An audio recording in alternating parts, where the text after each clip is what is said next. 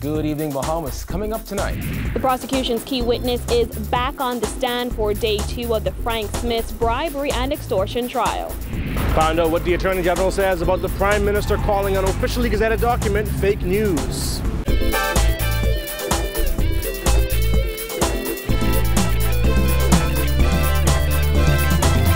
Our news is brought to you by Alive, the nation's newest and best LTE network. Good to be alive. Welcome to our news and thanks for joining us. I'm Kyle Joaquin. Topping news tonight, the prosecution's star witness in the Frank Smith extortion and bribery trial was back on the stand this morning as high-profile members of the Progressive Liberal Party looked on. An uncooperative and defensive Barbara Hanna admitted to borrowing from another company at the time she was allegedly paying Smith $5,000 between April 2016 and April 2017. But cross-examination was cut short this afternoon after she broke down on the stand. Jasmine Brown has the details in this report. It was Hanna's second day on the stand as cross-examination continued. Her cross-examination by defense attorney Keith Knight QC ended abruptly this afternoon after Hanna was asked to identify a FinCo document and the signature of Edgar David Hanna. It was at that point that Hanna, who was the owner of Magic Touch Cleaning Company, became visibly upset and her voice trembled as she told the court she was frustrated and could not answer the question how she wanted to.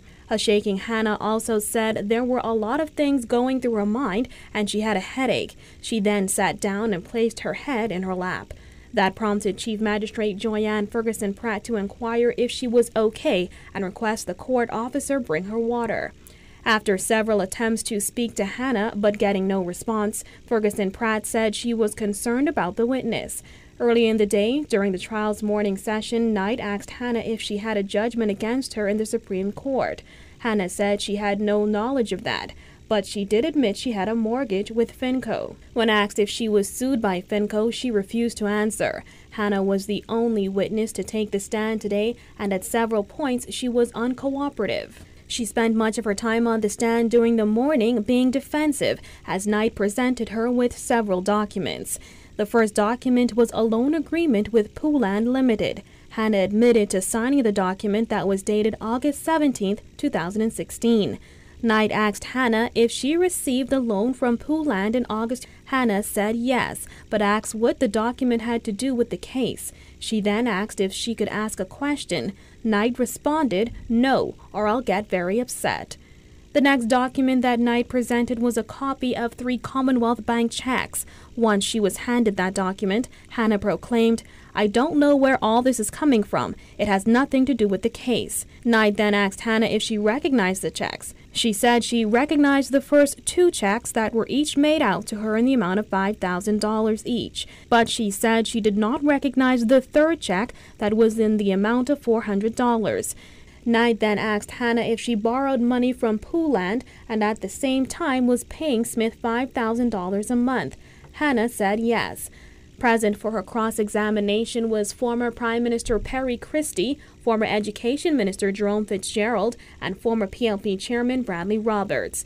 Prosecutors allege that Smith, who served as a senator in the former Progressive Liberal Party administration, demanded that Hanna pay him $5,000 per month for his assistance in helping her get a contract with the PHA. The 52-year-old is the first member of the former PLP government to go on trial for alleged corruption while in office. The trial resumes tomorrow. Reporting for our News, I'm Jasmine Brown.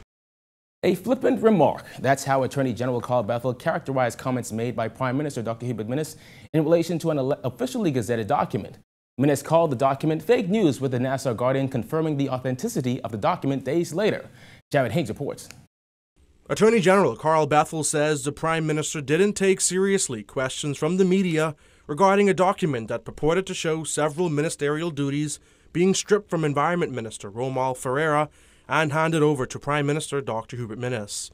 Bethel repeated the explanation given by Press Secretary Anthony Newbold, who stated that only the Best Commission was meant to be transferred and the gazetted document was a mistake. A flippant comment is flippant, okay? I don't think it was intended to be a serious indictment. I'm not sure that the Prime Minister had even seen the document at the time when your comments were made. The suggestion in the document was that Minister Ferreira had been stripped entirely of his portfolio responsibility. That is the suggestion in the document. Mr. Bethel says that this apparent blunder doesn't mean that the Prime Minister has fallen foul of his campaign promise of transparency and accountability. You've got transparency. But the answer this has been matter given. Wasn't very transparent because we didn't even know about it until this weekend.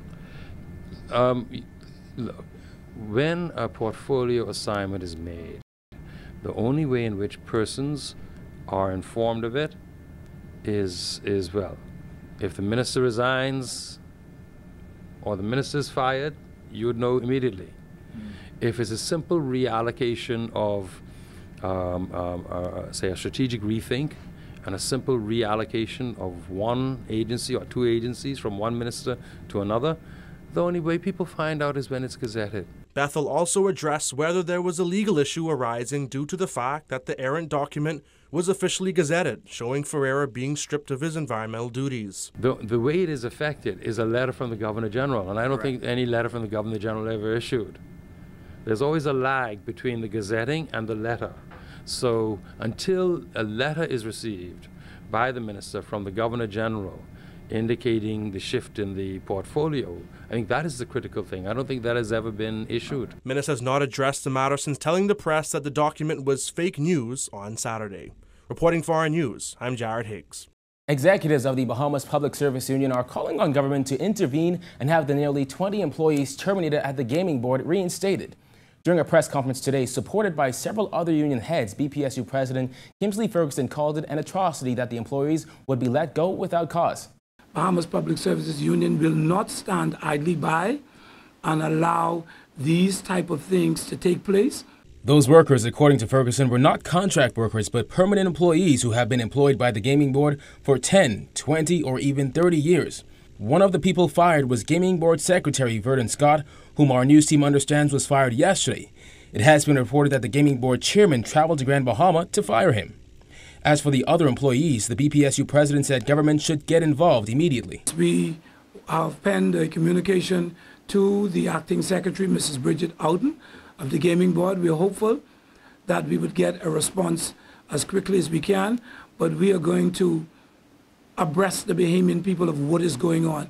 I am certain that the Bahamian electorate did not bargain for this type of experience moving forward, and so we want to say to the government, you said that it's the people's time. We need to know which people and when is their time coming. Ferguson is being backed by heads of other unions, including National Congress of Trade Unions President Bernard Evans. There should be cause for termination. These are not contractual employees where their term came to an end. There should have been cause for termination. Maybe they should have used a redundancy clause. They cited that there was some restructuring going on or manpower audit or something of that nature. But certainly reasons ought to have been given to these men and women who suffered this embarrassing, shameful episode at the gaming board. One of the termination letters our news team obtained shows the board's reason for termination being the result of a review of the board's current structure and manpower needs.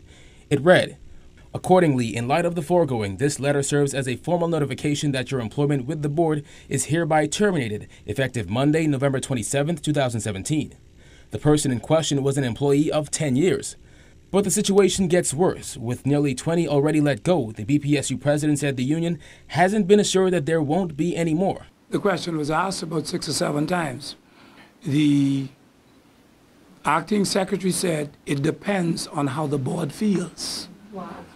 That was what I was told, and it was shocking to me that we're going to go on feelings. Our news team contacted Gaming Board Chairman Kenyatta Gibson for a response to the union. However, he refused.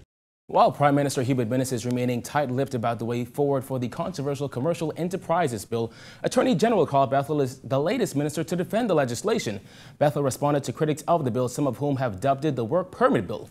Bethel says the decline in the banking sector is a significant reason for the opening up of the economy to foreign investors. The financial sector has dropped from being 25% of the economy to only 3%. Hundreds of jobs have been lost in the financial sector, mostly affecting highly trained single mothers, young Bahamian women who've lost their jobs as we've lost ground in the traditional areas of private banking. Bethel says a common misconception is that the bill's $250,000 threshold is for Bahamians and foreigners alike. To the contrary, he says the $250,000 investment requirement for Bahamians was waived via an amendment. If a non-Bahamian wants to come to the Bahamas, they got to have a minimal capital investment requirement. But a Bahamian has an absolute right to set a business. But if there's a joint venture with a Bahamian, no capital requirement. But all of the disciplines in terms of bringing in non-Bahamians to perform specialized work will be in force whether the proposed investor is Bahamian or a joint venture or a non-Bahamian. Leader of the DNA, Chris Mortimer, says the party doesn't stand with the government on the recently passed Commercial Enterprises Bill. Mortimer explains the government is bottom-feeding as it relates to putting a cheap price tag on the foreign investors' investment to bring huge multi-million-dollar businesses to the country. April Sands reports. We want our shot at prosperity, and we know we can do it ourselves. Leader of the DNA, Chris Mortimer, says he is on the side of the people, explaining the newly passed Commercial Enterprises Bill that the Minnis administration has been defending poses an extreme threat to the local business community. Sometimes it's not always which comes first, the chicken or the egg. Should we do the foreign direct investment incentives first or the local direct investment incentives first? But at least we wanted to see a push toward incentivizing Bahamian businesses, because those are the true real backbone of the Bahamian economy. And so when we looked at this legislation, we thought that the priority of the current administration was not where it ought to be. The controversial bill seeks to entice more foreign investors to Bahamian shores. However, some critics of the bill beg to differ. Some of the challenges that we have with the bill is there are several issues. One, we feel that the bill lacks transparency. The incentives that will be available or extended are not as explicit as they can be. It would have been nice if the administration had included that inside the bill. We also feel that the bill lacks a level of accountability because there's a lot of powers that's vested in the hands of the minister. Earlier this week, former Prime Minister Hubert Ingraham attacked the bill by calling the low cap of $250,000 for foreign entrepreneurs too low of an investment. Ingraham also questioned the gray area of the bill, which does not disclose an exact amount of Bahamians who could benefit from employment opportunities. I don't normally agree with Hubert Ingraham, but I do agree with him in this respect. We're bottom feeding. We're going for the lowest common denominator. And at the end of the day, $250,000 is absolutely nothing. If we're going to do a bill like this, if you start talking about a person who's involved with mutual fund administration or biotechnology, nanotechnology, these are multi-billion-dollar industries. What is $250,000?